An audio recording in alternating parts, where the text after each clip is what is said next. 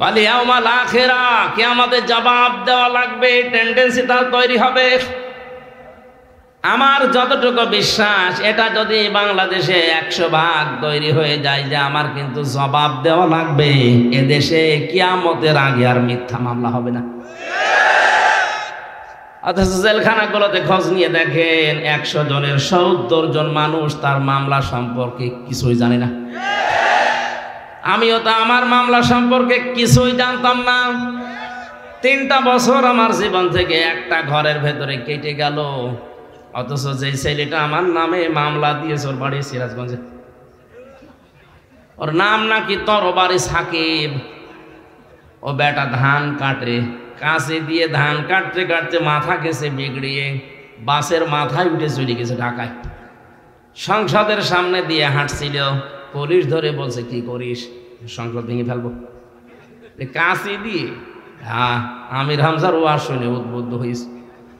আমি কি এমন ওয়াজ করল, আমি নরম নরম ওয়াজ করি, আর আমার ওয়াজ বলে উদ্বুদ্ধ হয়েছে। তাও সিরাজগঞ্জ থেকে গেছে।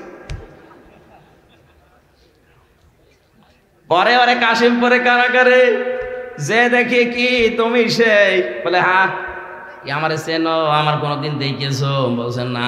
আমার নাম বললি কি করে? বলছে হুজুর আমারে বলতে বললো। আমারে বলে দিল যদি আমির হামজা, হারুন স্যার এদের নাম বলিস তোরে ছেড়ে দেব। আমারও ছাড়ে না, আপনারও ছাড়ে না। এই যে বক্তব্য শুনে বোঝা যাচ্ছে পুরাটাই সাজানো। শুধু হামজা না, এরকম হাজারো হামজা। আমি বললাম 100 জনের 70 জন কম হয়ে গেল, আরো বেশি হবে।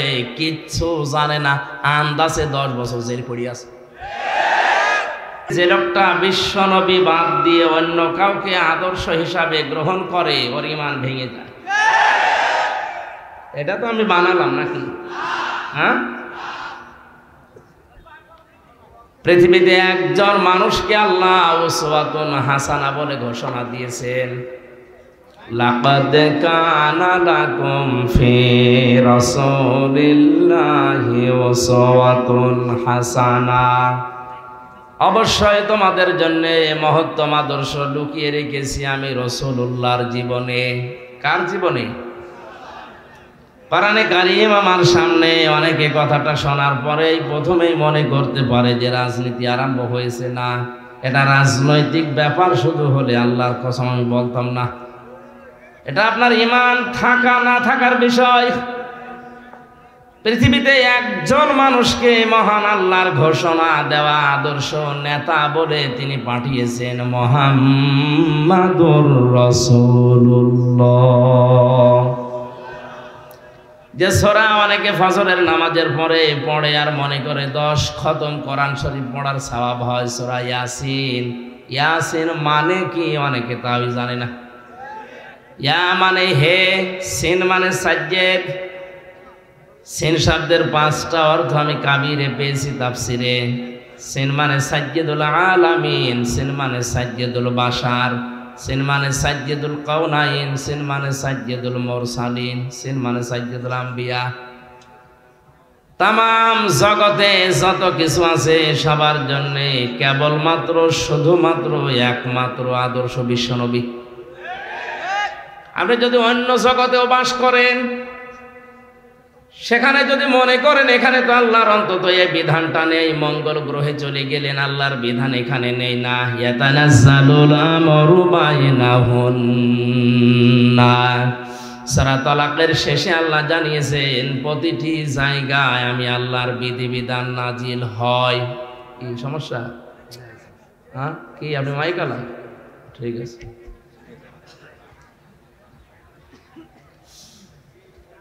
স্থির ভাবে শোনেন তো, 10 ঘন্টা কথা শোনা লাগবে না, হাফ ঘন্টা শোনেন, কিন্তু বোঝার মতো করে শোনেন।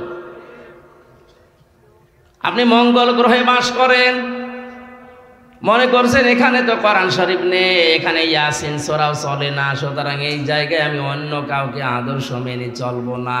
এই জন্য সাজ্জেদুল আলামিন দিয়েছেন বহু বছর। যত আলম আল্লাহ বানিয়েছেন সেখানেও যদি বাস করেন ওই জায়গায় আপনাকে বিশ্ব নবী আদর্শ মানা লাগবে।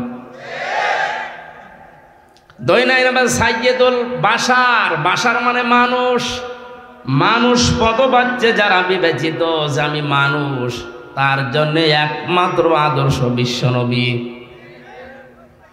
তাফসিরের এই কথাগুলো দিয়ে বোঝা যায় নবী মুহাম্মদ রাসূলুল্লাহকে বাদ দিয়ে কেউ যদি দুনিয়ায় অন্য কাউকে আদর্শ হিসাবে গ্রহণ করে ওর ঈমান ভেঙে যায়, নষ্ট হয়ে যায়। ভেঙে যাওয়া ওযু দিয়ে নামাজ হয়? বুঝে বলেন, নামাজ হয়? 7টা কারণে যে ওযু ভাঙে, মনে করেন একটা কারণ পাওয়া গেল, মনে করছেন 6টা তো পাওয়া যায়নি, মাত্র একটা পাওয়া গেছে। এই ওযু দিয়ে অন্তত হাফ নামাজ হবে। হবে? নামাজ ভেঙে যাওয়ার কারণ 19টা, 1-2টা হয়তো আপনার পালন হয়নি, 17টা পালন হয়েছে, নামাজ হবে। 2টা সওয়াব হবে। বলেন বলেন, পুরাটাই জিরো, শূন্য, কিচ্ছু হবে না। এটা যেমন সহজে বুঝে ফেলেছেন, আল্লাহর ঘোষণা দেওয়া একমাত্র নেতা মুহাম্মদুর রাসূলুল্লাহ, তাকে বাদ দিয়ে আজ পৃথিবীতে যারা অন্য কাউকে নেতা মেনে চলে, ওর ঈমান জান্নাতে যাওয়ার মতো না, ভেঙে গেছে।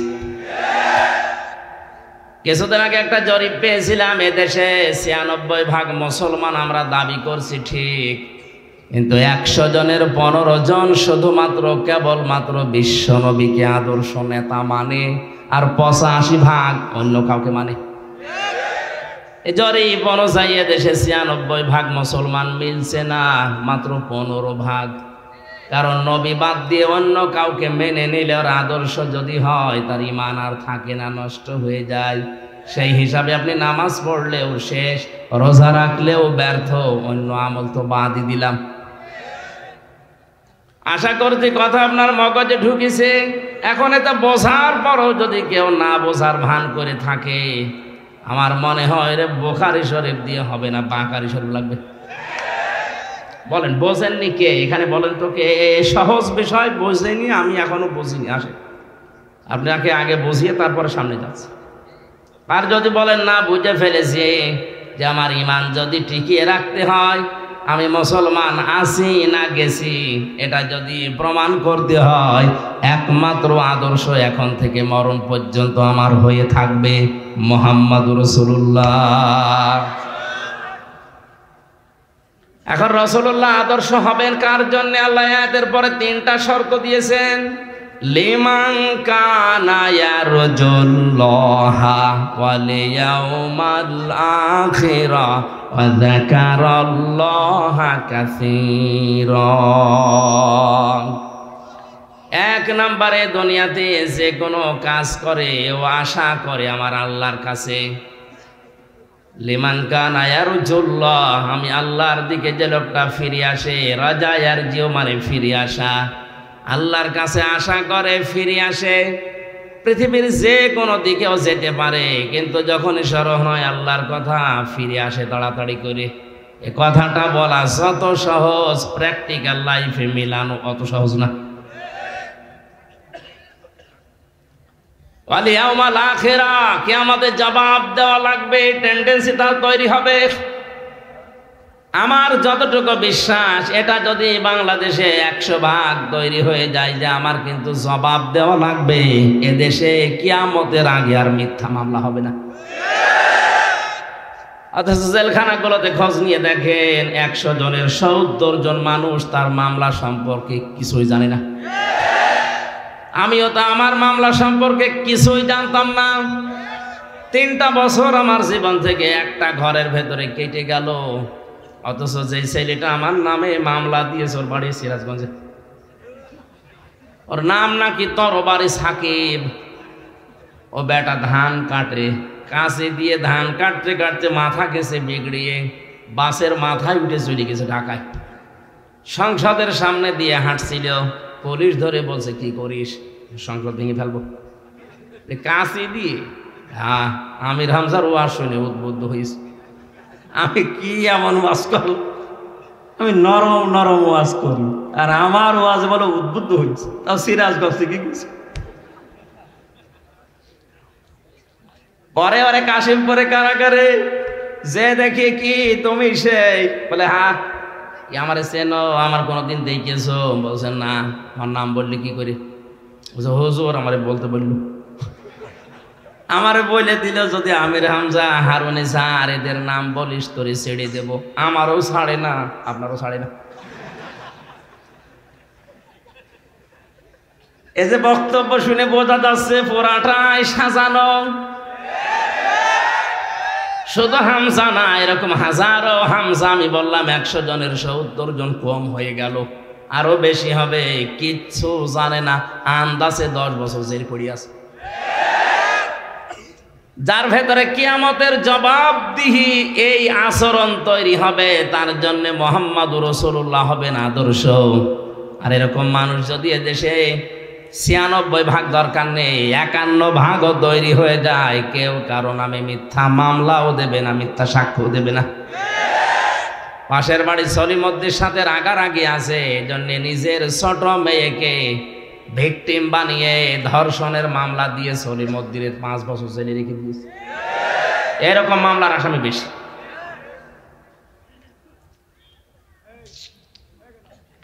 তিন নম্বরে যাকারাল্লাহ কাসীরা, তাদের জীবনের সবচাইতে বেশি আলোচনা থাকবে আল্লাহর। কার? ও মুসলমানেরা, আপনি নিজের জীবনের সাথে মিলান। 4 দোকানে বসলে আল্লাহর কথা যেই ভাই ভাই বলে, তার চাইতে বেশি কথা বলে আলোচনায় নেতার। আপনি বিশ্ব নবীকে আদর্শ পাবেন না, অথচ নবীজিকে আদর্শ যতক্ষণ পর্যন্ত মানুষ মেনে নিতে না পারবে, ততক্ষণ পর্যন্ত এই লোকটার ঈমান সঠিক হয়নি, ভেঙে গেছে। নবীজি হযরত ওমরকে ডাক দিয়ে বললেন, এই পৃথিবীতে সবচাইতে বেশি ভালোবাসতে পারবে আমাকে যারা, তারা পরিপূর্ণ ঈমানদার, এমনকি নিজের জানের চাইতেও।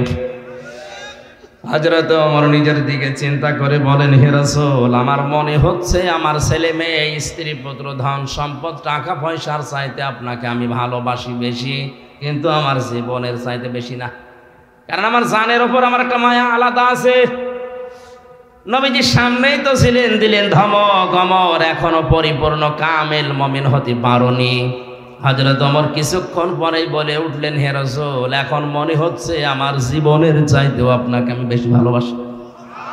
নবীজি ওই মুহূর্তে বলেছিলেন, ওমর এই মাত্র তুমি কামেল পরিপূর্ণ মুমিন হইলে। কাকে বলছে এই কথা আপনি টের পেয়েছেন? যারা জান্নাতের গ্যারান্টি দিয়েছিলেন জিন্দা অবস্থায়। আকাশের যে তারকা দেখতে পান, হয়তো কেউ গণনা করলে একদিন শেষ হয়ে যাবে। হযরত ওমর যে নেকির কাজ করেছে দুনিয়ায়, তার গণনা করে কেউ শেষ করতে পারবে না। কোন রাস্তা দিয়ে গেলে আমরা এই হাদিস সে জন্মের পর থেকে শুনছি যে 40 দিন শয়তানও রাস্তায় যেতে ভয় পেত। আর আমরা এমন মুসলমান, রাস্তা দিয়ে হাঁটলে শয়তান মনে করে বন্ধু আমি পেয়েছি। রাস্তায় হেঁটে যায়, মনে হয় না মানুষ না খাম্বা, কানের ভেতরে তার, নাকের ভেতরে তার, জায়গা মতো তার দিয়ে আজকে 14 তারিখ আনন্দে আছে। সারা বছর অনেকে টাকা পয়সা কিছু কিছু গুছিয়ে আজকের এই তারিখে বিউটিকে ফুল কিনে দেওয়ার জন্য উনি আনন্দে আছে। এরকম মানুষ যারা, কি মানুষ না খাম্বা, খাম্বার মতো লাগে। শয়তান ওরে যদি দেখে আর ও যেভাবে তালে তালে নাচতেছে, ওরে দেখলে শয়তান মনে করবে আল্লাহ তুমি আমারে শয়তান বানিয়েছো, এটা তো আমার চাইতে বড়। কান খাড়া করে শোনেন মুসলমান, শয়তান জান্নাত থেকে হযরতে আদম এবং হাওয়াকে বের করে দেবে, উদ্দেশ্য তার প্রথমে ছিল না। তার উদ্দেশ্য ছিল তাদের লজ্জা স্থান দেখা। কথা বুঝতেছেন? তাহলে শয়তান যৌনতা ভালোবাসে, লজ্জা স্থানের প্রতি ওর আকর্ষণ বেশি। এই জন্য বেলিল্লাপনা, বাহায়াপনা, উলঙ্গপনা, যৌনতা ছড়াতে শয়তান ভালোবাসে। এই চরিত্র যাদের ভেতরে, বুঝবেন ওরেও শয়তান দখল করে ফেলেছে। এই লোকটা যদি এখন বাড়ি যেয়ে দেখে ওনার স্ত্রী ওনারে গালি দিচ্ছে, শোরের বাচ্চা, ভালো লাগবে? রাগ হবে। না না, কথা বুঝে বলেন। ওনারা যদি কুকুরের বাচ্চা শুকুরের বাচ্চা বলে গালি দেয়, বউ রাগ করবে না? ভালো তো লাগবে না মনে করেন, রাগ করলে উনি নিজেও পাগল। কারণ চিন্তা করা দরকার যে আমার যে বউ শিক্ষিতা, ধার্মিক, আজ পর্যন্ত এই 20 বছর তার সাথে সংসার করি, কোনোদিন আমার মুখের উপরে মুখ তুলে কথা বলে না, এত মার্জিত, ভদ্র, শরীফ। আজকে হঠাৎ করে আমার শুকুরের বাচ্চা বলে গালি দিচ্ছে, অবশ্যই স্বাভাবিক নেই, এর জিনে ধরিস। উনি যদি জ্ঞানী হয়ে থাকে এইটাই মনে করা লাগবে যে এর জিনে ধরিছে, ভূতে ধরিছে।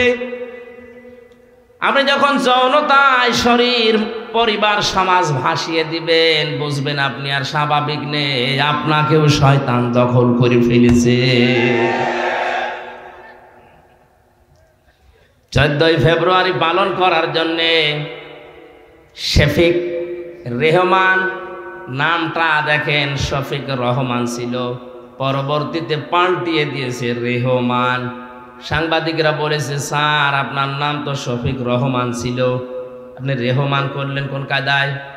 এ শয়তান জবাব দিচ্ছে, রহমানের ভেতরে মৌলবাদের গন্ধ পাওয়া যায়, এজন্য নাম পাল্টিয়ে আমি পরিবর্তন করে রেহমান করে দিলাম। যে শয়তান আমাদের মালিকের রহমান নামকে পাল্টিয়ে রেহমান করতে পারে, তার মতো অভিশপ্ত এই লোকটা ইংল্যান্ড থেকে এই দিবসটা আমদানি করেছিল, ধার করে এনেছিল, আর সেইটা নিয়ে বাংলাদেশের হাজারো মুসলমানের ছেলেমেয়েরা ইজ্জত হারাচ্ছে। ভ্যালেন্টাইন ডে নামে যেটা গেল আগামী বছর না, এটা পুরাপুরি পালন করা হারাম, হারাম এবং হারাম। এ দিবসের সাথে মুসলমানদের কোনো সম্পর্ক থাকার কথা না। মুসলমানদের সম্পর্ক শুধু 2টা দিনের সাথে, একটা ঈদুল আজহা, ঈদুল ফিতর, যে 2টা দিবসের মূল শিক্ষা, আগে ত্যাগ এরপরে ভোগ। ঈদুল ফিতরে আপনি 1 মাস রোজা রেখে শুধু মরণের খাওয়া খাবেন হবে না, আগে সাদকা দেন, ফিতর দেন, দান করেন, যাকাত দেন। গরিব মানুষ ফিতর নিয়ে সেমাই কিনে খেয়ে হাসবে, ওই হাসি দেখে আপনি আনন্দ করবেন। কথা বলেন এখন। ঈদুল ফিতরের শিক্ষা কি? আগে ত্যাগ এরপরে ভোগ। ঈদুল আজহাতে বড় গরু কোরবানি করে আপনি আগে খাবেন না, আগে গরিবকে দিয়ে আসেন। ও বাচ্চা কাচ্চা নিয়ে আনন্দ করবে, উল্লাস করে খেয়ে মজা পাবে, তখন ওর আনন্দ দেখে আপনি আনন্দ করবেন। তাহলে ইসলামের যে 2টা দিবস আমরা জানি, এখানে শুধু আগে ত্যাগ, আগে ত্যাগ এরপরে ভোগ। এই ছাড়া যত দিবস আমরা আমদানি করি, বানাই, সবগুলোতে খাবো নেব, খাবো নেব। এই ভ্যালেন্টাইন ডে নামে যেটা চলছে, এটা কি ত্যাগের কিছু আছে না খাবো নেব? হয় নিজে খাবেন না প্রেমিকাকে খাওয়াবেন, শুধু এইগুলোই চলছে। এখানে দিবস যারা পালন করছেন, অনেকে ইবাদত মনে করে পালন করে, মনে করে এই দিন যদি বেশি ভালোবাসা দিয়ে থাকি তো সারা বছর মনে এরকম চলবে। কিছু ভ্রান্ত ধারণা এদেশে আছে, আজকের আয়াতে ওইগুলো আছে, ইনশাআল্লাহ আমি সামনে যাব। আমি কথা বলছিলাম, পৃথিবীর বহু মানুষের ইমান যে এখন ভেঙে নষ্ট হয়ে যাচ্ছে, ও লোকটা জানেও না আমার ইমান আছে না গেছে। রাসূলুল্লাহ আমাদের একমাত্র আদর্শ, উনি উসওয়াতুন হাসানা, এ পৃথিবীতে আর কেউ না। এ পৃথিবীতে একমাত্র উসওয়াতুন হাসানা রাসূলুল্লাহ। কে বলেন? বলেন। হ্যাঁ, অনেক আলেম হয়তো এদিকে নিয়ে যায় যে সাহাবীরা না, কারণ সাহাবীদের নামের আগে পরে উসওয়াতুন হাসানা আপনি কোরআনে পাবেন না। এ শব্দটা অনেক ওজনওয়ালা, অনেক লোড আছে এর পেছনে। বিশ্বনবী জীবনের শেষ ভাষণ দিয়েছিলেন মাত্র 27 মিনিট। এর শেষ কথাতে ছিল এইটা যে আমি তোমাদের জন্য 2টা জিনিস রাখলাম, একটা কোরআন আর একটা সুন্নাহ। এই 2টা যদি আঁকড়িয়ে ধরতে পারো, লাং তাদিল্লু, কখনো পথভ্রষ্ট হবে না। খেয়াল করে দেখেন তো, নবীজি যে সময় কথা বলছিলেন, তার সামনে 1,14,000 জান্নাতি মানুষগুলো দাঁড়িয়ে আছে। ডান দিকে আবু বকর বসে আছে, বাম দিকে ওমর বসা আছে। বিশ্ব নবী কিন্তু বলেন না যে এই যে দুইজনকে রাখলাম, আবু বকর ওমর জান্নাতি মানুষ, এদেরকে মেনে নিলেই জান্নাত পেয়ে যাবে, এ কথা বলেছিলেন না। কেন জান্নাতের গ্যারান্টি সার্টিফিকেট নিয়ে বসে আছে বামে ডানে, তাদের কথা বললেন না? কারণ পৃথিবীতে নবী ছাড়া কারো ঈমান নিরাপদ না। সকালে ঈমানদার আছে, বিকালে বেঈমান হয়ে যেতে পারে, এ কথা বলেন না কেন? এজন্য একটা লিস্ট বানিয়েছিলেন হযরত ওমর যখন খলিফা। মাঝে মাঝেই হুযায়ফাকে ডাক দিয়ে বলতেন, ভাই নবীজি ইন্তেকালের আগে একটা লিস্ট দিয়েছে মুনাফিকদের, যে মদিনাতে এই এই লোকটা মুনাফিক, ওই লিস্টের ভেতরে দেখো তো আমি ওমরের নামটা আছে কিনা। হযরত হুযায়ফা ইবনুল ইয়ামিন রাদিয়াল্লাহু তাআলা আনহু চোখের পানি ফেলে দিয়ে বলেন, ভাই ওমর খলিফাতুল মুসলিমিন, কি বলেন আপনি? আপনার নাম মুনাফিকদের লিস্টে থাকবে মানে? হযরত ওমর ওই দিন বলেছিলেন, হুযায়ফা আমি নবীর মুখে শুনেছি এ দুনিয়াতে নবী ছাড়া কারো ঈমানই নিরাপদ না, কখন কে বেঈমান হয়ে যায় বলা যায় না। বিশাল আল্লাহর ওলি মনে হচ্ছে, ও বিকালে যে বেঈমান হবে না ওর কোনো গ্যারান্টি নেই। কথা বলেন না কেন? আমি তো নবী না, আমার ঈমানও চলে যেতে পারে। সুতরাং দেখো না কেন লিস্টে আমার নামটা আছে কিনা, যদি থাকে তাহলে এখনো আমার তাওবা করার সময় আছে, আমি পরিবর্তন হয়ে যাব। ও বাংলার মুসলমানেরা যাদের কথা বলছি, এ মানুষগুলো সাধারণ মানুষ ছিলেন না, নবীজির সাথে জীবন কাটিয়েছে, জান্নাতের সার্টিফিকেট জিন্দা অবস্থায় হাতে নবী ধরিয়ে দিয়েছে, তোরা জান্নাতি। তাদের কথা বললেন না, বললেন তোমাদের সামনে কোরআন আর সুন্নাহ রাখলাম। এই জন্য উসওয়াতুন হাসানা দুনিয়ায় একজন, তার নাম মুহাম্মাদুর রাসূলুল্লাহ। এই 15-20 মিনিট ধরে এত চিল্লানো, এত কথা এমনি বলি না, এখনই আপনাকে সংশোধন হওয়া লাগবে। যারা আদর্শ বাংলাদেশে বিশ্ব নবী বাদ দিয়ে অন্য কেউ হয়ে আছে, এখনই সব ঝাঁটা দিয়ে বিদায় করে ফিরে আসা লাগবে। এই তাকবীর দেওয়ার দরকার নাই। রাজি যদি থাকেন, আপনার কথায় যদি আপনি সত্যবাদী হয়ে থাকেন, আল্লাহকে দেখাবেন। লিল্লাহে তাকবীর। দেখেন তো হাত তোলে নাকি? ওইভাবে তোলা তো সমস্যা, ঠিক আছে। ঠিক আছে,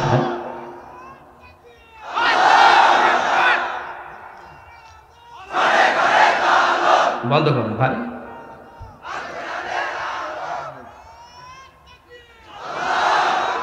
ও আপনারও কথায়ও কিছু হচ্ছে না, আমারটাও কিছু হবে না। বছর আল কোরআনের আলো সংসদে জাল 53 বছরে জ্বালতে পারে না, এই 1 বছর কাছে হবে। আর আমি যেটা বললাম, অনেকে হাত তোলেনি কারণ জানে যে আমি মানতে পারবো না। এসেছি ওয়াজ শোনার জন্য শুনেছি, তাহলে আমিও এসেছি বলার জন্য বলে চলে যাবো নাকি? এই জন্যই ওয়াজ দেওয়ার দরকার নেই, এই ট্র্যাডিশন তৈরি করার দরকার নেই। আমাদের যদি পরিবর্তন না আসে, কিয়ামত পর্যন্ত এটা হয়েই যাবে আর আমরা শুনিয়েই যাব।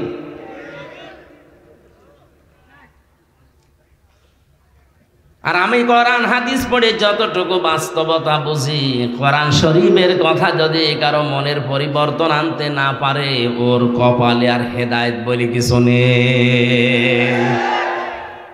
এই কথাটা আমি বানালাম। তিরমিজি শরীফের হাদিস, বিশ্বনবী বলেন, মানিত্তাবা'আল হুদা বিগাইরিল কোরআন আদাল্লাহুল্লাহ। কোন মানুষ যদি কোরআনের কথা বাদ দিয়ে, কোরআনের নিয়ম নীতি বাদ দিয়ে পৃথিবীর কোন জায়গায় যায় যেখানে কোরআন নেই, সিরাজগঞ্জবাসী হাদিসের শব্দের দিকে খেয়াল করেন। নবীজি জানিয়েছেন, কোরআন এবং হাদিসের কোন শব্দ নিয়ে কেউ যদি চিন্তা ভাবনা করে, বোঝার জন্য চেষ্টা করে, 500 রাকাত নফল নামাজের সওয়াব হয়। এখন দাঁড়িয়ে হয়তো 500 রাকাত নফল নামাজ আপনি পড়তে পারবেন না, কিন্তু এই হাদিসের কথাটা যদি বোঝার চেষ্টা করেন আর যদি মেনে নিতে পারেন, তো সোনায় সোহাগা, আল্লাহর কসম আপনার আমল নামায় বাড়ি যাওয়ার আগে 500 রাকাত নফল কবুল হওয়া নামাজের সওয়াব লেখা হয়ে যাবে। হাদিসের মূল কথা ছিল আদাল্লাহুল্লাহ। এই যে গ্রামার যারা জানে মাওলানা কুদ্দুস সহ আদাল্লাহ ইউদিল্লু বাবে ইফআল, যদি দল্লা ইয়াদিল্লু দিতেন তাহলে বাংলা অর্থ আসতো আপনি নিজেই নিজেকে গোমরা করে ফেলেছেন। আদাল্লাহ শব্দটা আসার কারণে বাংলা অর্থ দাঁড়িয়েছে আপনি হয়তো ভালো হওয়ার নিয়তে কোনো জায়গায় গিয়েছিলেন, কিন্তু কোরআনে কারিম সেখানে ছিল না, কোরআনের কর্মসূচি ওই জায়গায় চলে না। এই জন্য আল্লাহ নিজে দায়িত্ব নিয়ে আপনাকে গোমরা বানিয়ে দেবে। এই হাদিসটা বিশ্বাস করেন কত ভাগ? 200-300। এই হাদিসটা বিশ্বাস হয় কত ভাগ?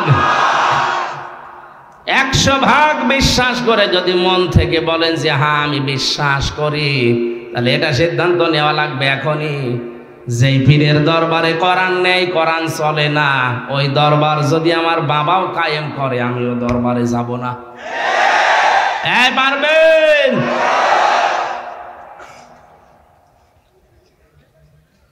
সাথে আর একটা কথা জুড়ে দিলাম, এদেশে রাজনৈতিক দল কতগুলো এখন, যেই দলে কোরআন নেই, কোরআনের কর্মসূচি নেই, ওই দলের প্রতিষ্ঠাতা যদি আমার বাবাও হয় ওই দলে আমি যাব না। আমি যদি ওখানে থাকি আমাকে গোমরা বানাবে, খারাপ বানাবে, জাহান্নামী বানাবে কে? না হামজা? কে? আল্লাহ নিজে দায়িত্ব নিয়ে খারাপ বানিয়ে দেবে। এই জন্য আমাদের কপালে হেদায়েত জুটছে না। 100 ভাগের 15 জনের জরিপটা মিথ্যা না, আসলে এটাই ঠিক। 100 জনের 15 জন শুধুমাত্র নবীকে আদর্শ হিসাবে একমাত্র মানে, আর বাকিগুলো সব টানা নানায় আছে।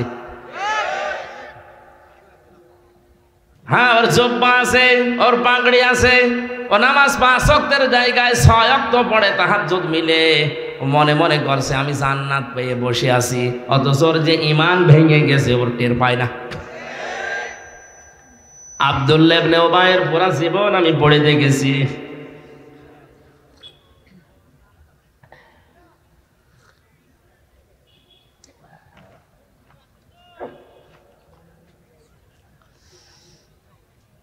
লোকটার পুরা জীবন আমি পড়তেছে, আমার চোখে শুধু একটা ভুল ধরা পড়েছিল, ওর নামাজ, রোজা, দাড়ি, টুপি, পাগড়ি, দস্তরখানা বিছিয়ে খাবার খাওয়া, খাবারের পরে মিষ্টি খাওয়া, নবীজির পেছনে নামাজ পড়া, সব পেয়েছি। শুধু এক জায়গায় ও নবীকে মানত না, রাজনৈতিক জীবনে বিশ্ব নবীকে বাদ দিয়েও মেনে নিয়েছিল আবু জেহেলকে। আপনার মাথা কি এখনো মগজে কাজ করে না? আপনি নামাজ পড়েন সিরাজগঞ্জের বেলকুচির শেরনগর, কেছেন এ গ্রাম, আমার মনে হয় কুষ্টিয়ায় যে যদি শেরনগর বলেন কিয়ামতের আগে চিনবে না। অথচ নামাজ পড়েছে কাবা শরীফে, মসজিদে নববীতে, তাও হামজার পেছনে না, নামাজ পড়েছে রাসূলুল্লাহর পেছনে। ওর সব ঠিক পেলাম, খালি একটা জায়গায় একটু ঝামেলা, রাজনৈতিক দর্শনে সে নবীকেও মানতে পারে না, ওর নিজের কিছু স্বার্থের কারণে ও তলে তলে অনুসরণ করে চলতো রাজনৈতিক আদর্শ হিসাবে আবু জেহেলকে। এই একটা মাত্র কারণে ওর জন্য কোরআনে কারিমে আল্লাহ আয়াত নাজিল করেছেন, ইস্তাগফির লাহুম আও লা তাস্তাগফির লাহুম ইন তাস্তাগফির লাহুম ৭০ মাররাতান।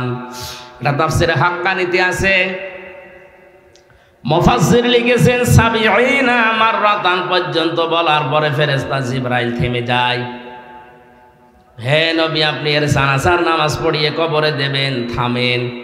এর জন্য যদি আপনি ক্ষমা চান আর না চান সমান হবে, এমনকি ৭০ বারও যদি মাফ চান আল্লাহ মাফ করবে না। নবীজি বলেন, ফেরেশতা কথা আসা বললে এ পর্যন্তই না, এর পরে আর আছে যে ৭০ বার মাফ চাইলে মাফ হবে না, আমি নবী এর জন্য ৭১ বার মাফ চাবো। আল্লাহ তো ৭১ বারের কথা বলে নাই, বলেছে ৭০ বার। কথা বলে না কেন?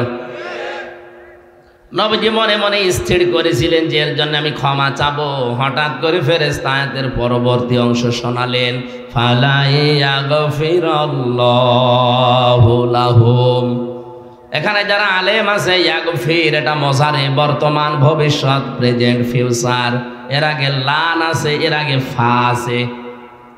ফা 19টা অর্থে ব্যবহার হয়, লাং ব্যবহার করা হয় মজারের আগে। বাংলা অর্থ দাঁড়াবে কোশ্চেন কালেও হবে না। আল্লাহ জিবরাইলকে দিয়ে গ্যারান্টি দিয়ে জানালেন, হে নবী এই লোকটা শুধু না, এই তাকান এখানে কিন্তু কা দেয়নি বা আব্দুল্লাহ বিন উবাই নামটা আল্লাহ দেয়নি, দিয়েছেন হুম। হুম বহু বছর এটা জমির, এই কারণে আয়াতটা পড়লাম। আল্লাহ পাক বলেন, হে নবী এর জন্য 71 বার না, শুধু এ না, এর মতো চরিত্র কিয়ামত পর্যন্ত যারা অর্জন করবে তাদের জন্য যদি কেউ 71 বার না কোটি কোটি বারও ক্ষমা চায়, তাদের কোনো ক্ষমা নেই। এ ফতোয়া দিলাম আমি, বলেন কে? আরো জোরে কে? তাহলে এই বাংলাদেশে যাদের সব ঠিক আছে, রাজনৈতিক দর্শনে যে নবীকে মানে না, অন্য কাউকে মেনে চলে, বলেন তো এই লোকটা মারা গেলে 50টা গরু জবাই করে দিলে মাফ হবে, কে বলেছে আপনাকে? তাহলে কোরআনের এই আয়াত তো ভুল হয়ে যাবে, কথা বলেন ঠিক কিনা? আমি আশা করছি আপনি বুঝেছেন এই বাস্তবতা। এরপরেও নবীজিকে আমার আল্লাহ শেষ কথা জানিয়েছেন, ওয়ালা তুসাল্লি আলা আহাদিম মিনহুম মাতা আবাদা ওয়ালা তাকুম আলা কবরি।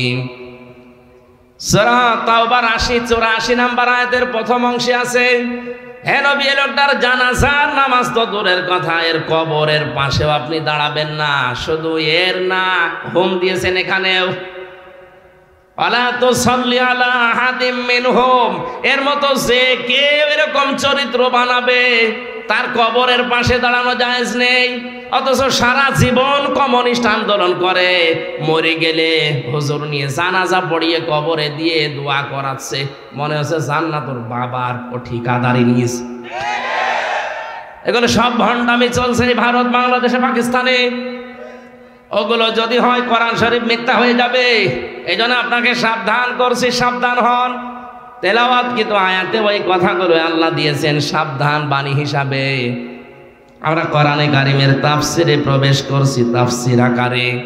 জবান খুলে পড়েন, আউযু বিল্লাহি মিনাশ শাইতানির রাজিম, বিসমিল্লাহির রহমানির রহিম, হামিম ওয়াল কিতাবিল মুবিন,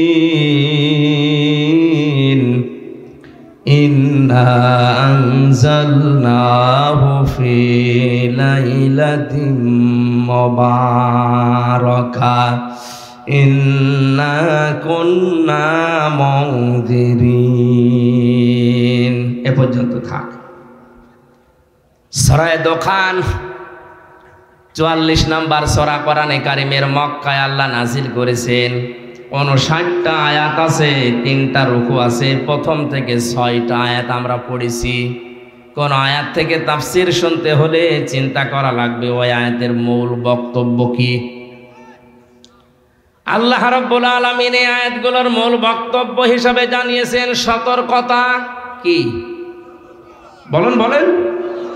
যাদেরকে দিয়ে সতর্ক করবেন তাদের নাম দিয়েছেন মুরসিলিন, তারা রসুল। এখন রসুল নেই, রসুলের নায়েব আছে, তার ভেতরে আমি একজন। কি আমি মিথ্যা কথা বলছি? আর যাই থাক, ভাঙ্গা চড়া হিসাবে আমার নামের আগে অন্তত আলেম লিখা আছে। আর নবী যে জানিয়েছেন, আল উলামা ওয়ারাসাতুল আম্বিয়া, যারা আলেম তারা আমি নবীর নায়েব ওয়ারিস। জোরে বলেন সুবহানাল্লাহ। তাহলে আজকের আলোচনার বিষয় সতর্কতা। সতর্ক করার জন্য এখানে আমি বসেছি। নবী থাকলে এখানে এসে এভাবেই তিনি সতর্ক করতেন। তিনি নেই, ওই দায়িত্বটা এখন আমার কাঁধে এসেছে। সূরা দোখান, দোখান শব্দের শাব্দিক অর্থ হচ্ছে ধোঁয়া। কি বললাম? আরো জোরে বলেন। কিয়ামতের আগে একটা ধোঁয়া আল্লাহ পাঠাবেন, তামাম দুনিয়া অন্ধকার হয়ে যাবে। জাহান্নামের ভেতরে একটা জায়গা আছে যেখান থেকে ধোঁয়া উৎপন্ন হয়, গারামা বলা হয়। এখান থেকেই তাদখিন, যেটা বাংলায় আমরা বলি ধূমপান, বিড়ি। ধূম মানে ধোঁয়া, পান মানে খাওয়া, তাহলে ধোঁয়া খাওয়া। এটা অনেকেই মাকরু বলে উড়িয়ে দিতে পারে না, এটা যে হারাম। ওয়ায়ুহিল্লু লাহুমুত তাজ্জিবাতি ওয়া ইউহাররিমু আলাইহিমুল খাবাইস। সূরা আরাফের 157 নম্বর আয়াতের মাঝের অংশে আছে, আল্লাহ বলেন আমি নিজেই শুধু শরীয়ত প্রণয়ন করিনি, আমার নবীকে আমি আল্লাহ শারিহ বানিয়েছি, তিনিও শরীয়ত প্রণেতা। তিনি সমস্ত পবিত্র জিনিসকে হালাল করেছেন তোমাদের জন্য, আর যত অপবিত্র, নাপাক, অখাদ্য, কুখাদ্য এগুলো হারাম করেছেন। কে বলছেন? তাহলে আয়াত দ্বারা প্রমাণ হয় নবীজি শারিহ, শরীয়ত প্রণেতা। তিনি হ্যাঁ বললে হালাল, না বললে হারাম। এ কথা মানেন তো? বলেন বলেন। ধোঁয়া যারা খাচ্ছেন, বাস্তবে কিছু জিনিস তো ক্ষতি আছে। হ্যাঁ, এখানে আরেকটা মাসলা দরকার। আলেম যারা আছেন বলছি, আন্দাজে কিছু দেখলে একবারে হারাম বলবেন না। হারাম হওয়ার জন্য কমপক্ষে 3টা শর্ত লাগবে। কয়টা? 3টা শর্ত না পেলে আন্দাজে যা তা হারাম বলা না। আপনি হারাম বলে যদি পুষিয়ে দিতে না পারেন, সেটা আপনি নিজে হারাম হয়ে যাবেন। এই যে অনেককে কাফের বলে ফতোয়া দেওয়া হয়, যদি লোকটা কাফের প্রমাণ করা না যায়, নিজে কিন্তু কাফের হয়ে মরার সম্ভাবনা বেশি। কোন নেককার, কোন মহসেনা, কোন নিরপরাধ, অজ্ঞাত এরকম কোন মহিলা যে বিষয়ে জানে না, তার উপরে যদি কেউ জেনার তহমত দেয়, ব্যভিচারের আঘাত হানেছে, ব্যভিচারিয়ে জেনা করেছে, ওই মহিলা যদি সত্যি ওই কাজ না করে থাকে, আর আপনি যদি 4 জন সাক্ষী জোগাড় করতে না পারেন, তাহলে আপনার শাস্তি দুনিয়ায় 2টা, আর মরণের পরে যা হবে এটা আল্লাহ জানে। সূরা নূরের 4 নম্বর আয়াতে আল্লাহ জানিয়েছেন, ওয়াল্লাযীনা ইয়ারমুনাল মুহসানাতি সুম্মা লাম ইয়াতু বিআরবা'তি শুহাদা ফাজলিদুহুম 80 ওয়ালা তাকবালু লাহুম শাহাদাতান আবাদা। কোন মুহসিনা, নেককার এরকম মহিলার প্রতি যদি কেউ জেনা, ব্যভিচারের তহমত লাগায়, আর 4 জন সাক্ষী যদি প্রমাণ করতে না পারে, 1 নাম্বার শাস্তি হচ্ছে ওই লোকটার ওকে 80টা চামড়ার চাবুক দিয়ে বেত মারা লাগবে। কয়টা? বলেন বলেন। 2 নাম্বার হচ্ছে যতদিন বেঁচে থাকবে, ওয়ালা তাকবালু লাহুম শাহাদাতান আবাদা, ওর সাক্ষী আর কোর্টে কাছারিতে কোনো বিচারে সালিশে আর গ্রহণ হবে না, ওর সাক্ষী শেষ। কত বড় শাস্তি আপনি টের পাচ্ছেন? একজন নিরপরাধ মানুষের উপরে যদি মিথ্যা তহমত দেওয়া যায়, 2টা শাস্তি তার জন্যে, 80টা বেত মারা লাগবে তার চামড়ার চাবুক দিয়ে, আর জীবনেও তার সাক্ষী গ্রহণ করা হবে না। এটা যদি আজ বাংলাদেশের সূরা নূরের এই 4 নম্বর আয়াতটা আমার মনে হয় সংসদে যদি কায়েম থাকতো, এই দেশে হাজার হাজার মিথ্যা মামলায় মানুষ খালাস পেয়ে যেত। কারণ আপনার সাক্ষী তো গ্রহণ হবে না। একবার যদি প্রমাণ হয়ে যায় যে আপনি মিথ্যা সাক্ষী দিয়েছেন, মিথ্যা কথার তহমত লাগিয়েছেন, লোকটা কিছু জানতো না, আপনার জীবনের মতো সাক্ষী দেওয়ার কাজ শেষ। আমার বিষয়টা যেহেতু ওইদিকে না, আমি যেটা বোঝানোর জন্য বলছিলাম, তাদখিন, এটা বাংলা অর্থ হচ্ছে বিড়ি বা ধূমপান। কিয়ামতের আগে আল্লাহ বিশাল একটা ধোঁয়া সৃষ্টি করবেন, সব অন্ধকার হয়ে যাবে, শুধুমাত্র আলো থাকবে তাদের কাছে যাদের কাছে এই কোরআন ছিল। কারণ কোরআনের এক নাম আলো বা নূর। কি নাম? বলেন বলেন।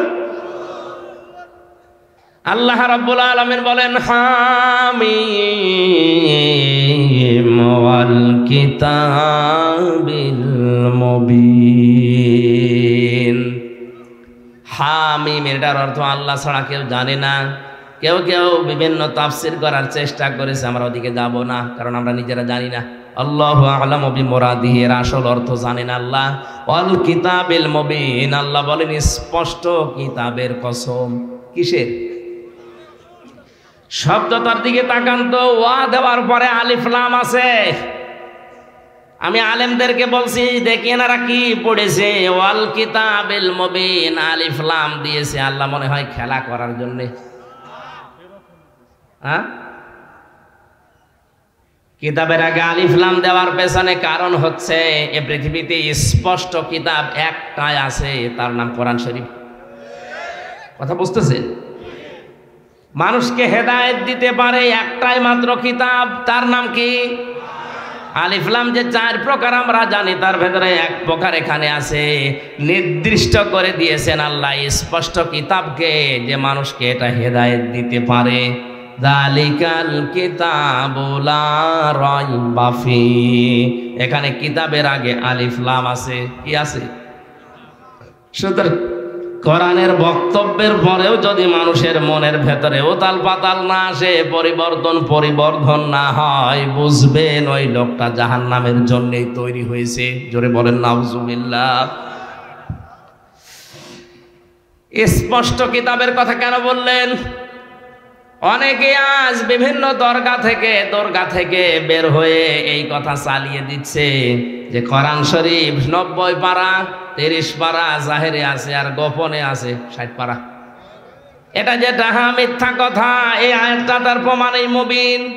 আলহামদুলিল্লাহিল্লাযী আনজালা আলা আবদিহিল কিতাবা ওয়া লাম ইয়াজআল লাহু ইওয়াজা। সূরা কাহফের প্রথম আয়াতে আল্লাহ জানিয়েছেন প্রশংসা ওই আল্লাহর, যিনি তার বান্দার প্রতি এমন একটা কিতাব দিয়েছেন যে কিতাবের ভেতরে কোনো গোপন কথা, আস্তে বলেন, আরো জোরে বলেন, আল্লাহ পাক বলছেন কোনো গোপন কথা নেই। আর আপনি মারেফতের কথা বলে চালিয়ে দিচ্ছেন, মানে শেষ করে দেব না? আপনারা মোবাইলে গল্প করছেন, তাহলে শুরু করি। যদি জরুরি হয়, মানে কোনো কাজ থাকলে শেষ করে দিই।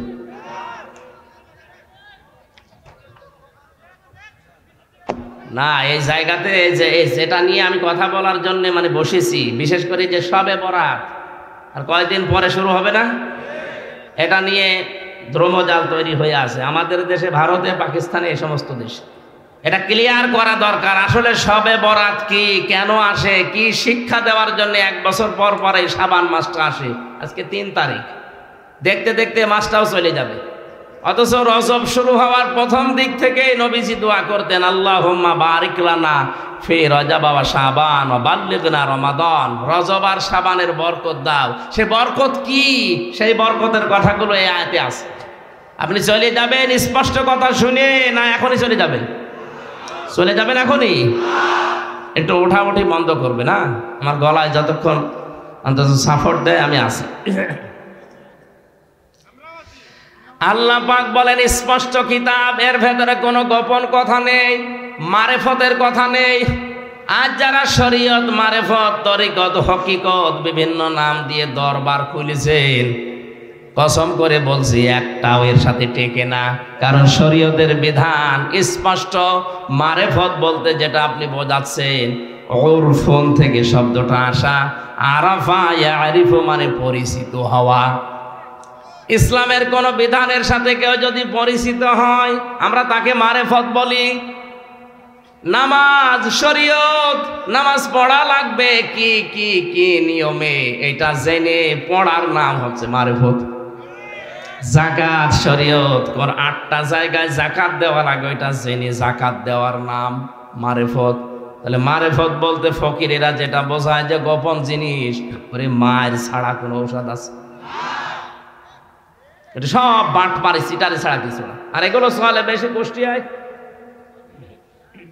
আল্লাহর অলি শুয়ে আছে ওখানে, মারেফতের পীর, শরীয়তের পীর।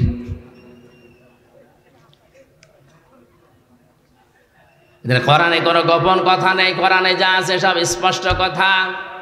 এই কারণেই কোরআনের কাছে যারা আসে, ওরা আর গোপনেও থাকতে চায় না, ওরা ওপেন হতে চায়। কিছু কিছু মানুষ এই দিনকালের অবস্থা দেখে বলে হুজুর দিনকাল ভালো না, গোপনে আসি। গোপনে আসি মানে? আরে ভাই দিনকাল কি ১৫০০ বছর আগে ভালো ছিল? বলেন। প্রকাশ্য মানুষকে ছিঁড়ে ফেলা হয়েছে, শরীর থেকে চামড়া ছিলে লবণ দেওয়া হয়েছে। হযরতে বেলাল, তার দিকে তাকান, হযরতে খবাইব খাব্বাব, পিঠের ভেতরে চাকা চাকা গর্ত হয়ে গিয়েছিল। আপনি বলছেন দিনকাল ভালো না, গোপনে আসি। আরে শয়তান, দিনকাল তো আরো খারাপ ছিল ১৫০০ বছর আগে। হ্যাঁ, সবার জন্য ওই রকম দিন আসে নাই। দিনকাল খারাপ তাদের জন্য যে মানুষটা ১৫ বছর ঘরে থাকতে পারে না, তার জন্য। আপনি আরামে খাচ্ছেন, আরামে যাচ্ছেন, আরামে সংসার করছেন, আপনার জন্য দিনকাল ভালো না। এটা বলা মুনাফিকি ছাড়া কিছু না। দিনকাল ভালো আপনি বোঝেন। কোরআনের উপরে যারা টিকে থাকে ৩টা বছরে আর কিছু না পায়, অন্তত আমি এটা চোখ দিয়ে দেখে এসেছি। আল্লাহ তাখাফু ওয়ালা তাহজানু ওয়া আবশিরু বিল জান্নাতিল্লাতী কুনতুম তুআদুন। এই আয়াতটা যে কত বাস্তব, কত সত্য, এমনিতেই বিশ্বাস করতাম, নিজের চোখে দেখেছি এবং শুনেছি। আল্লাহর একজন বান্দা আমাদের আগে জেল থেকে বিদায় নিয়েছে, দুনিয়ার জীবন ছেড়েছে। কারারক্ষী আমার বলছিল হুজুর এই লোকটার যেদিন ফাঁসি হবে, সন্ধ্যাবেলা আমার ডিউটি শুরু হয়ে গেল। ওনারে বললাম স্যার মাত্র আর ৩ ঘন্টা আছে, আপনি প্রস্তুতি নেন।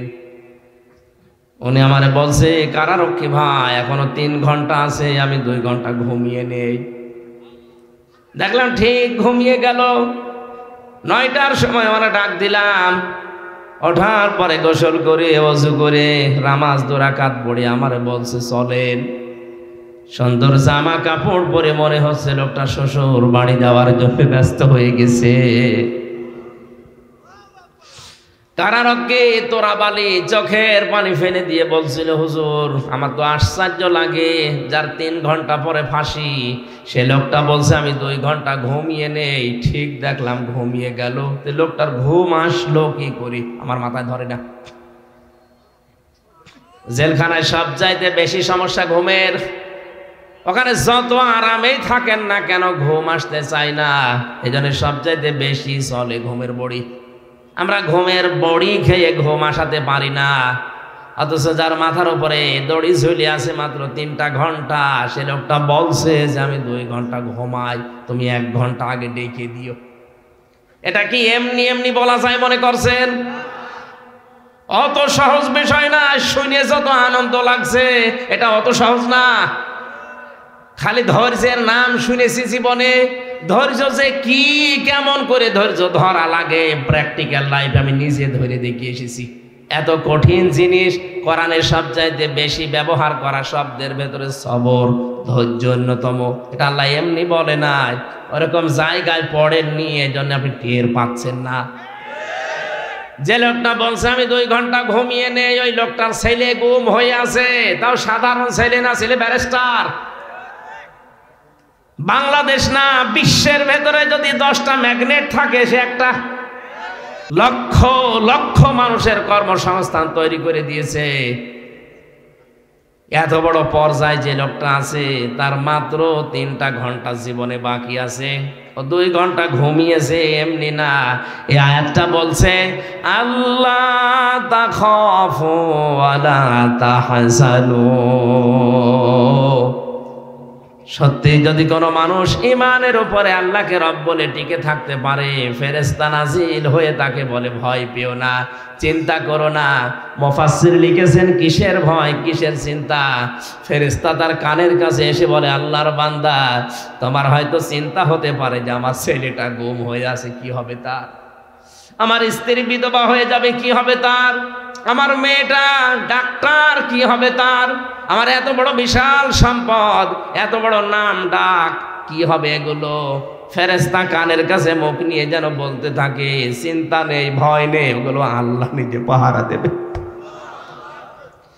এই কারণে তার ঘুম এসেছে। আপনি ওই পর্যায়ে পৌঁছান তো দেখি।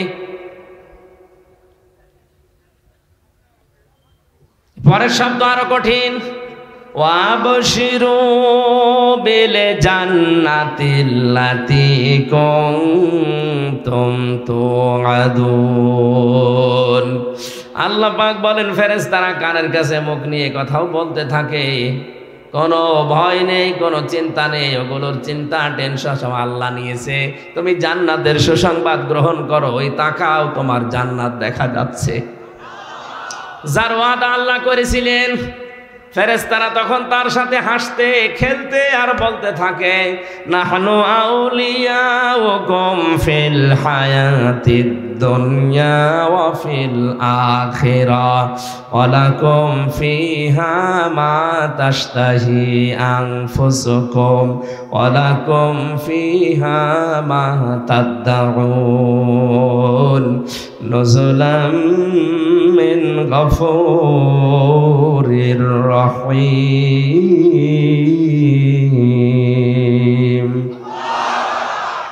আমরা দুনিয়ায় তোমাদের বন্ধু ছিলাম, নয়তো তোমরা টিকে থাকতে পারতে না।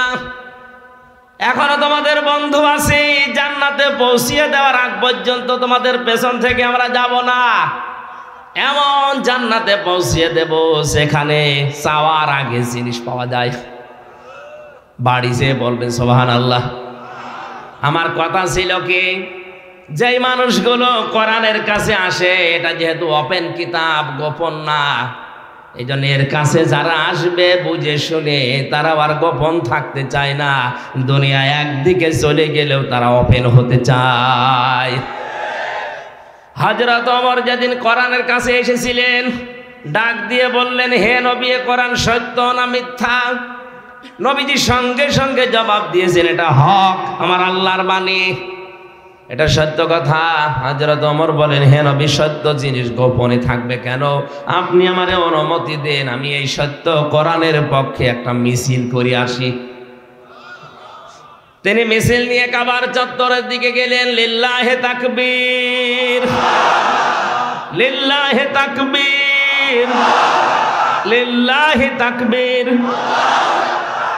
ঘরের জালানা দরজা খুলে কাফেরেরা দেখে মিছিলের সামনে হযরত ওমর। তাড়াতাড়ি জালানা দরজা বন্ধ করে বলছে, দরকার নেই, ওর সামনে গেলে মাথা থাকবে না। আজও যারা ইসলাম নিয়ে বান্দরামি করছে, আমি নাম নিলাম না, এই ষড়যন্ত্রকারীদের মুখোশ কিন্তু উন্মোচন অলরেডি হয়ে গেছে। আপনারা থামেন, সুযোগ দিচ্ছে যা বাংলার জনগণ সুযোগ দিচ্ছে, থামেন। এভাবে যদি করতে থাকেন, 64 জেলা থেকে এক একজন ওমর যদি বের হয়, অর্থ পাবেন না।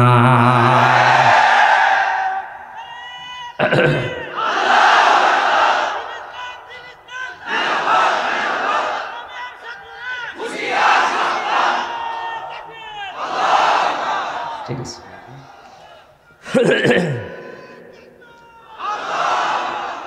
সূক্ষ্ম সূক্ষ্ম কয়েকটা ষড়যন্ত্র আমার প্রায় 34টা ধরা পড়েছে আমার এই ছোট মেধায়। এই যে আব্দুল কুদ্দুস ভাই একটা বইও নিয়ে এসেছেন, ধরিয়ে দিয়েছে।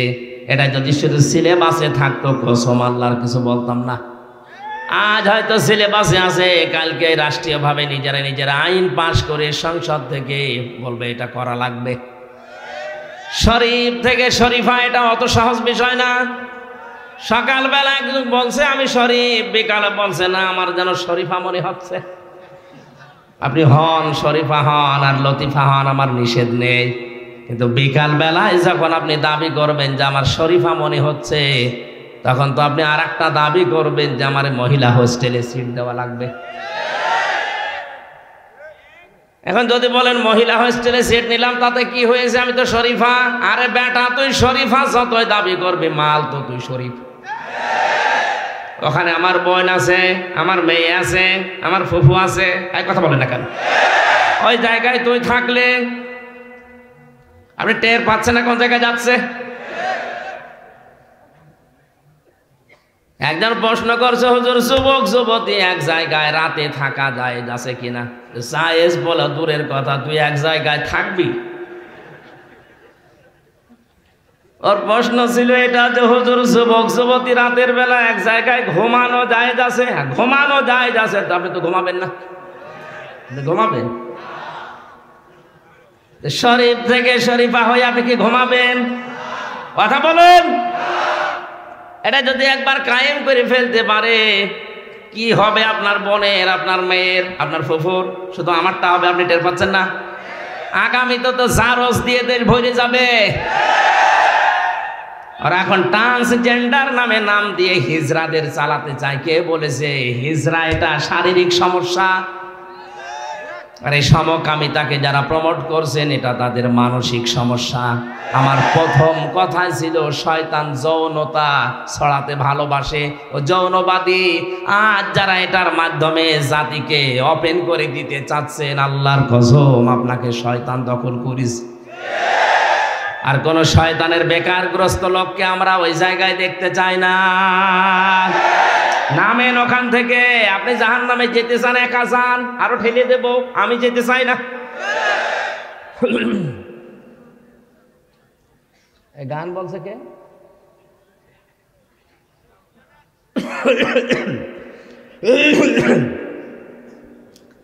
কোরআনে কারিম হচ্ছে স্পষ্ট কিতাবের কাছে আসলে আর কেউ গোপন থাকতে চায় না, ওপেন হতে চায়। আপনাদের সিরাজগঞ্জের সন্তান মাওলানা সাহেব, আমি যতদিন ওনার সাথে গেছি সেই ছোটবেলা থেকে উনি কোরআনের পক্ষে কাজ করেন। এতগুলো মামলা তার মাথার উপরে, প্রত্যেক সপ্তাহে 4 দিন 5 দিন তার কোর্টে হাজিরা দেওয়া লাগছে। এই মুরব্বী মানুষটা একজন আলেম, তার পায়ের সাথে বেড়ি লাগানো, তার ডান্ডা বেড়ি, হাতের পেছনে হ্যান্ডকাপ লাগানো, মাজায় দড়ি দিয়ে, মুখের উপরে বুলেট প্রুফ, যে হেলমেট দিয়ে বুকের উপরে বুলেট প্রুফ জ্যাকেট লাগিয়ে নিয়ে যাওয়া হচ্ছে। মনে হচ্ছে কি করে এসেছে, অথচ বাংলাদেশে 20 জন মানুষ পরিচিত হলে উনি একজন। আপনি যা করছেন, আপনি ওনার পায়ের ধোলার দাম দিতে পারবেন? ও লোকটার মর্যাদাও জানেন না। নিজের দেশের লোক ভিক্ষা পায় না, তাই আপনার এই জেলা থেকে একটু পার হয়ে কুষ্টিয়ায় যাক, এমনিতেই 1 লাখ মানুষ দেখার জন্য আসবে। মাঝে মাঝে আমারে বলতো, হামজা আমি আর পারি না, আমার এত বয়স হয়ে গেছে, আমি মুরব্বী মানুষ, আমার নাকি বেড়ি দিয়ে নিয়ে যায়। তাও এমনিতে বেড়ি দিলে তো হয়তো ডান্ডা বেড়ি দিয়ে পেছনে হাতের সাথে ওইটা বাঁধলে হাত এমনি কেটে যায়। মাজায় দড়ি দেওয়া দেখেছি গরু ছাগলের গলায়, আর কোর্টে যেয়ে দেখলাম আলেমদের মাজায় দড়ি দিয়ে অনেকে টানতেছে। এত কিছুর পরেও লোকটাকে গোপনে কথা বলে না কেন? 3 বছর পরে আমার মনে হচ্ছে এখনো আরো ওপেন। এখানে কোরআনের কাছে যারা আসে, কোরআন যেহেতু স্পষ্ট, কেউ আর গোপন থাকতে চায় না। কোরআনের সাথে আছি, কোরআনের কথা বলে যারা গোপনে আছে এরা টাটকা নির্ভেজাল মুনাফিক। নতুন নতুন সাবজেক্ট 2-3 মিনিট 5 মিনিট করে ছাড়ে, আর কথা পায় না। এত বড় বড় আলেম, নামের আগে ডক্টরেট ডিগ্রি নিয়ে বসে আছে। উনি আমার আলোচনা কাট করে, মিজানুর রহমানের আলোচনা কাট করে, সাইদি সাহেবের আলোচনা কাট করে 2-3 মিনিটের জাতির কাছে শোনাচ্ছে ওনারা এই ভুল করেছে। এত বড় বড় ভুল তোমার চোখে ধরা পড়ে না? আমি যেটা হাদিসের ব্যাখ্যা করেছি, হ্যাঁ তোমার মতের সাথে না মিলতে পারে, কিন্তু আমি তো একটা মত শ্রদ্ধা করি, ওই মতটা বললে তোমার অসুবিধা কি? আর যেটা কোনো মতের সাথেই নেই, সেই মতের ব্যাপারে কোনো কথা নেই, 5-8টা গোলাম হয়ে বসে আছে, আমার নামের আগে ডক্টর লিখা। 3টা বছর আসলে ভেতরে ছিলাম, তো এক ঘরের ভেতরে আমরা ছিলাম তালাবদ্ধ, একেবারে 24 ঘন্টা ফাঁসির কন্ডেম ছেলে। খাবার দাবার ভালো না, চিন্তা টেনশনে ভেতরে সব ফাঁপা হয়ে গেছে। স্বাভাবিক হতে কিছুদিন সময় লাগবে। মনে করলাম আরো কিছুদিন পরে অনুষ্ঠানগুলো শুরু করি। মানুষ যে মুরব্বী মানুষ বলে, হুজুর হাত চেপে ধরে, কি করব, বাধ্য হয়ে আসি। শরীরেও কটল করে না, এই গলাও সাপোর্ট করে না, শেষে কষ্ট হয়ে যায়। আপনারা যাওয়ার সময় আমার এই জেলখানা থেকে লিখিত এই 2টা বই, ওই দাম্পত্য সমস্যা এবং সমাধান, এটা মেয়েদের জন্য আর পুরুষদের জন্য আছে। 2টা আছে, স্টেজে পাওয়া যায়, মাত্র কয়টা 200টা পিস আছে। যাওয়ার সময় নিয়ে ওনাদের উপহার দিয়ে, কাজে লাগবে। পরকীয়া প্রেমে যারা লিপ্ত আছে, বইটা পড়লে আমার বিশ্বাস তারা ফিরবে, যদি মানুষ হয়। আর যদি ওই সংসদে গান গাইছে ওর মতো হয়, তা 4-5টা পাল্টিয়ে ওর এখন হচ্ছে। সে তসলিমা নাসরিনও বলেছে এ দেশে কোনো পুরুষ মানুষই নেই, যে করবো কি? পুরুষ মানুষ নেই, এগুলো কি? চাচা এরশাদ 80 বছর বয়স স্ট্যাটাস দিত যে এখনো আমার যৌবন অটুট। ও মহিলা কি চাচা এরশাদকে দেখেনি? এইরকম লোক দরকার ছিল। ঢন্ডায় যারা আছেন, পরকীয়া প্রেমে লিপ্ত যারা, আসক্ত যারা, এটা একটা ক্যান্সারের মতো। যারা ব্লু ফিল্ম দেখে, উলঙ্গ নাচ দেখে, এটা একটা ক্যান্সার। মানসিক ক্যান্সার থেকে মুক্ত হওয়ার জন্য, পরকীয়া আসক্ত থেকে ফিরে আসার জন্য বইটা খুব দামি। যাওয়ার সময় নিয়ে স্ত্রীকে উপহার দেবেন, আর মেয়েরা যদি নিতে পারেন স্বামীকে বলবেন এটা তোমাদের জন্য, পড়ো, কাজে লাগবে। ইন্না আনজালনাহু কুরআনান ইন্না আনজালনাহু ফি লাইলাতিন মুবারাকা ইন্না কুন্না মুনজিরিন। অবশ্যই আমি এই কোরআনকে বরকতময় রাত্রিতে নাজিল করেছি। অবশ্যই আমি আল্লাহ সতর্ককারী। এখানে সতর্ককারী কে? আল্লাহ যেটার দ্বারা সতর্ক করেছেন তার নাম কি? কোরআন। বলেন তার নাম কি? এই কোরআনের ভেতরে ফিহা ইফরাকু কুল্লু আমরিন হাকিম আমরাম মিন ইনদিনা। এই সবে বরাত নামে যে রাতটা আমাদের দেশে আমরা পালন করে থাকি, এই গুরুত্বপূর্ণ রজনীর দিকে ইঙ্গিত দিয়েছে তাফসীর কারকরা। এই গুরুত্বপূর্ণ রজনীতে 5টা জিনিস আমার আল্লাহ নির্ধারিত করেন বিশেষভাবে। আরো অনেক জিনিসের নাম আছে। 5টা জিনিস আমার আল্লাহ এই দিন তার আদেশ অনুযায়ী স্থির করেন। জোরে বলেন সুবহানাল্লাহ। ইন্না কুন্না মুরসিলিন। অবশ্যই আমি আল্লাহ রাসূলদেরকে পাঠিয়েছি রহমাতাম মির রাব্বিকা, তোমার রবের পক্ষ থেকে এটা রহমত, দয়া। ইন্নাহু হুয়াস সামিউল আলিম। অবশ্যই তিনি শ্রবণকারী এবং জ্ঞানী। এখানে সবে কদর সম্পর্কে আমি 5টা হাদিস আমার দৃষ্টিতে পেয়েছি। হযরতে আয়েশা থেকে বর্ণিত, হযরতে আবু বকর থেকে বর্ণিত, হযরতে ওমরে ফারুক থেকে বর্ণিত, হযরতে মুআজ ইবনে জাবাল থেকে বর্ণিত, হযরতে আবু হুরায়রা থেকে, এত বড় বড় সাহাবী থেকে 5 জন থেকে বর্ণিত। নেসফে শাবানের যে হাদিস, এটা দুর্বল না, এটা শক্ত হাদিস। আর যারা বেদাত বেদাত বেদাত বলে চালিয়ে দিতে চান, এটা বেদাত নয়। পালন যারা করছেন না, করবেন, অন্তত নফল কাজগুলো আর জোরে সোরে করবেন। শুধুমাত্র হালিয়া রুটি, গোশত রুটি খেয়ে সারা রাত কাটিয়ে দেবেন, সবে বারাত পালন হচ্ছে না। আল্লাহ পাক এ রাতে, বরকতময় রাতে সবে কদরের কথাই বেশি মুফাসসির ইঙ্গিত দিয়েছেন। সবে কদরের নামও কেউ কেউ জানিয়েছেন। গুরুত্বপূর্ণ হিকমতপূর্ণ কিছু কাজ আমার আল্লাহ এ রাতে সম্পাদন করেন। তার ভেতরে অন্যতম আমরাম মিন ইনদিনা, তোমার রবের আদেশ ক্রমে, রবের আইনের দ্বারা। তাহলে সবে বরাত বলেন, সবে কদর বলেন, কেউ যদি পালন করতে যায় তার উচিত হবে আল্লাহর আইনগুলো প্রতিষ্ঠা করার মাধ্যমে চেষ্টা চালানো। 96% মুসলমানের দেশে একটা আইনও বাস্তবায়ন নেই। সবে কদর সবে বরাত পালন করা নিয়ে আমরা হুড়োহুড়ি মারামারি করে শেষ করে দিচ্ছি। অথচ আসল যদি আমরা বুঝে নিতাম, নামাজ পড়া ফরজ পড়ি, যাকাত দেওয়া ফরজ অন্তত কিছু না কিছু দেই, হজ করা ফরজ করে আসি, রোজা রাখা ফরজ কয়েকদিন পরে শুরু হবে। কিন্তু আকিমুদ্দিন, দিন কায়েম করা যে নামাজের মতো ফরজ, এটাকে রাজনীতি মনে করে ছেড়ে দে। নামাজ পড়ো, মত পার্থক্য করো না, কথা কোরআন আমি পাইনি। রোজা রাখো, মত পার্থক্য করো না, এটা পাইনি। হজ করো, মত পার্থক্য করো না, পাইনি। যাকাত দাও, মত পার্থক্য করো না, আমি পাইনি। কিন্তু এইটা বেশি, আন আকিমুদ্দিন ওয়ালা তাতাফাররাকু ফি।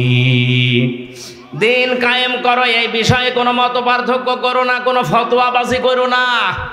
অথচ এইটাই যত রকমের ফতোয়াবাজি বাংলাদেশে হয়। দিন কায়েমের ব্যাপারে কোনো চিন্তা ভাবনা ওর নেই, নামাজ পড়ে যাচ্ছে একেবারে 5 ওয়াক্তের জায়গায় 8 ওয়াক্ত মিলে। অথচ দিনও যে নামাজের মতো কায়েম করা ফরজ, এখানে কোনো পার্থক্য চলবে না।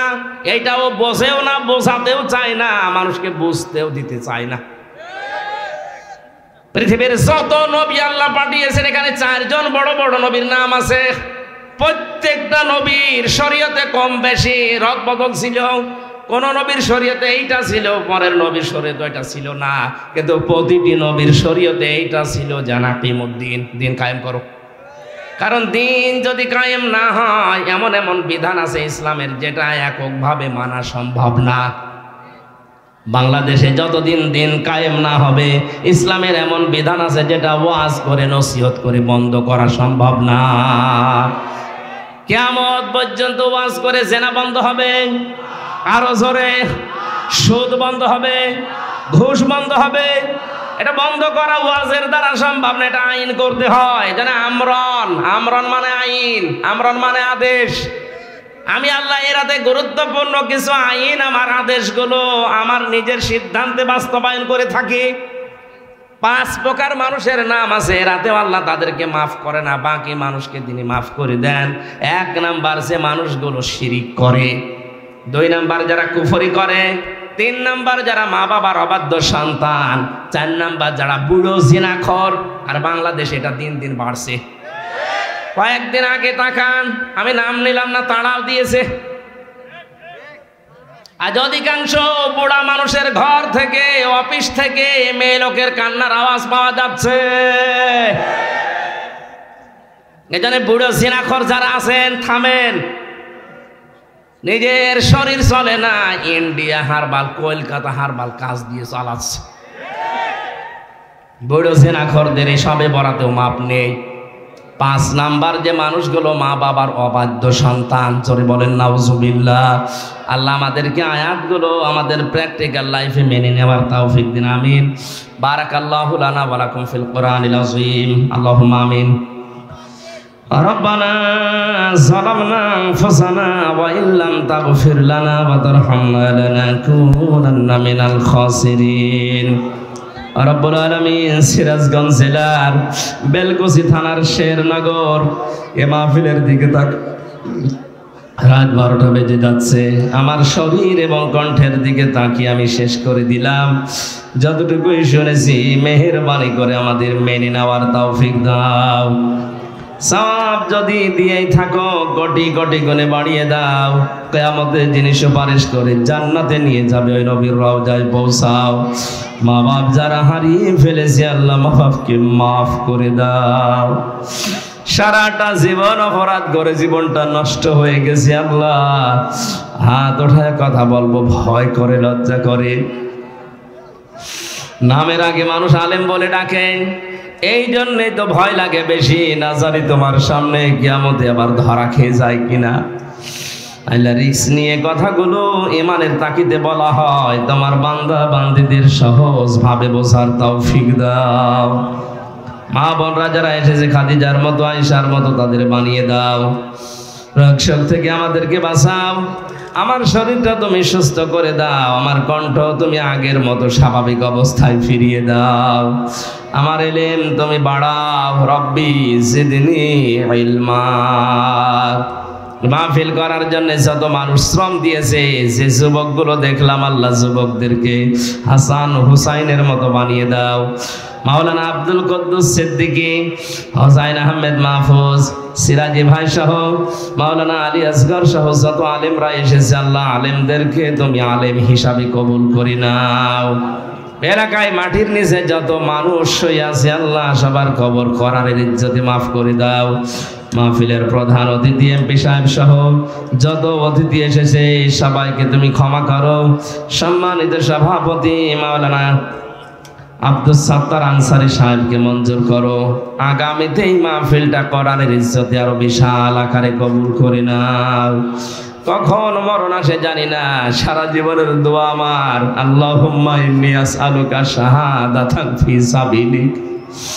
আল্লাহ তাআলা গরু ছাগলের মতো কলিজা বসে ব্রেন নষ্ট হয়ে পাগলের মতো পোশাক পায়খানা বিছানায় করে আমি মরতে চাই না।